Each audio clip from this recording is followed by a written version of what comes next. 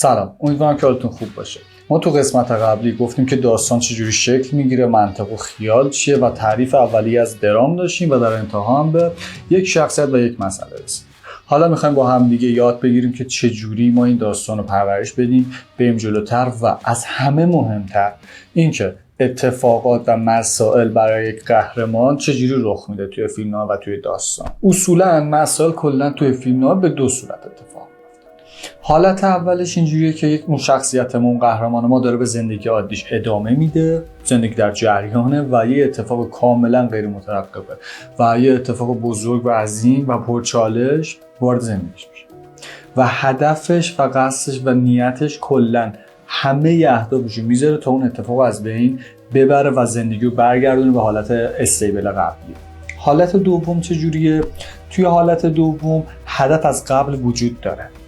اگه بخوام این مثال براتون بزنم، مثلا یه کسی که حالا حساب بکنیم میخواد اصلا تو المپیک شرکت بکنه، هدفش از قبل معلومه. این داره به سمت هدفش میره و ضد قهرمان کارش اینه که بیاد مقابله بکنه و نذاره که این به هدفش برسه. تو حالت اول هم ضد قهرمان وجود داره و الان به ضد قهرمان هم میرسه. حالت دوم این شکلی که پس هدف از اول وجود داره و قهرمان هدفش رسیدن به اون مقصدیه که میخواد، رسیدن به اون چیزی که میخواد بهش دسترسی پیدا بکنه و ضد قهرمان میاد و شرایطو برای سخت‌تر کنه. حالا ضد قهرمان چیه؟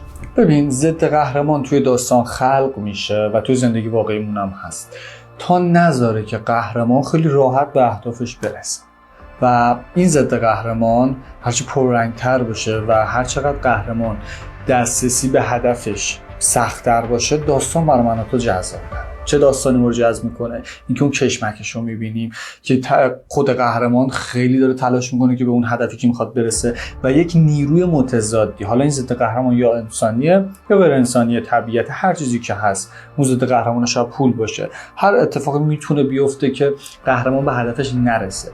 هر نیروی، هر انرژی، اصلا چه انسان چه غیره، اون میشه ضد قهرمان، چیزی که باعث میشه دسترسی قهرمان به هدفی که میخواد داشته باشه سخت‌تر بشه. حالا هر چقدر که یک قهرمان یا شخصیت ما برای رسیدن به اون هدفش منسجم و متحد و مصمم باشه و اون هدف براش مهم باشه، اولویت داشته باشه و برای مخاطب مشهود باشه، مخاطب بیشتر درگیر اون قضیه میشه. تا اینکه مثلا شخصیت قصه ما یه هدفی داره، حالا یا میخواد میره دنبالش نمیره، نه، اون هدف باید به قدری برای قهرمان، من وقتی که میگم قهرمان منظورم فیلم‌های قهرمان محور نیست، نه، منظورم کاراکتر، شخصیت. حالا اینجا اسمش رو قهرمان داستان میذاریم دیگه.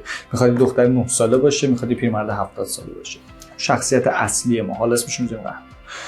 اون شخصیت هر چقدر که هدفش براش اهمیت داشته باشه، به اون متحد باشه و با جسارت بخواد بره سمتش، با اون چالش‌ها روبرو بشه و دست و پنجه نرم بکنه، تو اون چالنجه باشه، کشمکشه به وجود بیاد، برای ما خیلی جذاب‌تره خوندن این داستان، نگاه کردن این فیلم، تا اینکه براش مهم نباشه، برای مخاطب مهم نیست و درگیری به وجود نمیاد برای مخاطب.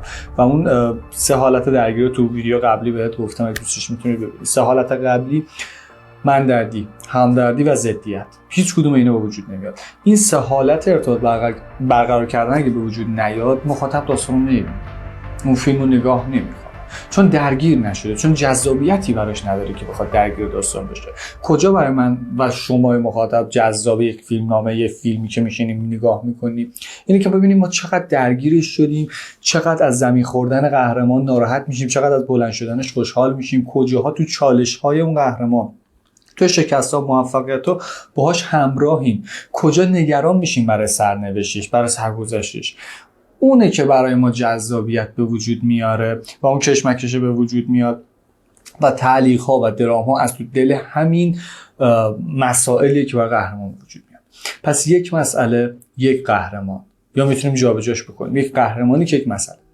حالا ضد قهرمان اینجا میاد و سعی میکنه که نذاره خیلی راحت قهرمان به این هدفی که میخواد برسه. توی این حالت خیلی مهمه که ضد قهرمان، اگر قهرمان ما باهوشه، به اندازه اون باهوش باشه. اگر ضد قهرمان ما جسوره، به اندازه اون جسور باشه. یعنی حالتی رو به وجود بیاری که این تقابله به هم بیاد، این وزنه تراز به هم بیاد. اگر ضد قهرمان خیلی راحت تر از قهرمان باشه، خب برام زیاد جذابیتی نداره. قهرمان داستان ما همه ضد قهرمانا رو میزنه و میره جلو و به همه هدفش میرسه و خیلی راحت میاد جلو و همه کاری که دلش بخواد میکنه. ولی حالا بیایم نگاه بکنیم که ضد قهرمان از قهرمان ما یه حساب بالاتر بشه. اینجا کار قهرمان سخت‌تر میشه.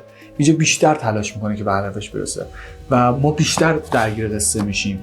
برام بیشتر اهمیت پیدا میکنه و منتظریم که ببینیم از این چالش چجوری گذر میکنه. و این زورآزمایی قهرمان و ضد قهرمان خیلی موقع فیزیکی نیست و عاطفی هم میتونه صورت بگیره. یه مثال برات بزنم.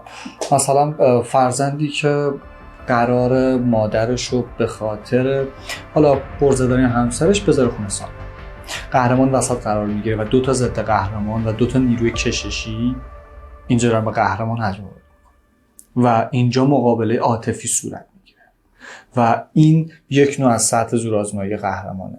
یا مثلا یک روند قهرمانی نمودار که اینجوری میتونید ببینید. این روند هم همون روند مثلا زورآزمایی قهرمان تو شرایط عاطفیه. یا یه مثال دیگه از حالت دومی که براتون مثال زدم از مسائلی که رخ میده برای قهرمان، مسائل به 2 صورت اتفاق میفته. اکثر مواقع که این داستاناش چجوریه؟ زمانی که کسی درگیر یک مثلث عشق میشه، زمانی که کسی میخواد مثال ها داستان عاشقانه به دختری بگیره بهش نمیدن دختر، یا مسائلی از این طریق. بیشتر حالت دوم، الگوی دوم میاد و برای مسائل عاطفی استفاده میشه که میان از الگوی دوم استفاده میکنن و برای مثلا بیشتر درگیر کردن مخاطب از نظر احساسی میاد از الگوی سبک دوم استفاده میکنن توی فیلمنامه‌هاشون. این قسمت دوم نمیخوام زیاد طولانی بکنم. اگه ویدیو برات مفید بود تا اینجا لایک کن و یه نکته خیلی مهم میخوام بهت بگم. توی قسمت بعدی میایم فرم و چگونگی نوشتن و نگارش فیلمنامه رو با هم دیگه بررسی می‌کنیم و بریم جلو و با هم دیگه کنار هم یاد میگیریم که چه جوری اصلا یک صفحه فیلمنامه رو بنویسیم. و ویدیو بعدی خیلی مهمه. ویدیو رو دست نده. ببخشید که این ویدیو هم با تأخیر زیادی تو چنل آپلود شد. واقعا درگیر کارهای چنل بودم. خیلی دوستتون دارم و خیلی خوشحالم که فیدبک های خیلی خوبی دارم میگیرم از این پلیلیست آموزش کارگردانی. این قسمت 4مش بود، قسمت 4 کارگردانی و قسمت 2 فیلمنامه‌نویسی. قسمت بعدی قسمت 3 میشه در واقع قسمت آخر فیلمنامه‌نویسی و میشه استاپ 5 آموزش کارگردانی و بعدش دیگه میخوایم بریم سمت منشی صحنه و دکوپاژ و مدیریت تولید و دستیار کارگردان. خیلی بحث‌های جذاب‌تر و دوستتون دارم. مرسی که تا اینجا ویدیو همراه هم بودی. لایک، سابسکرایب، اگر تا الان چنل سابسکرایب نکردی سابسکرایب کن. مرسی.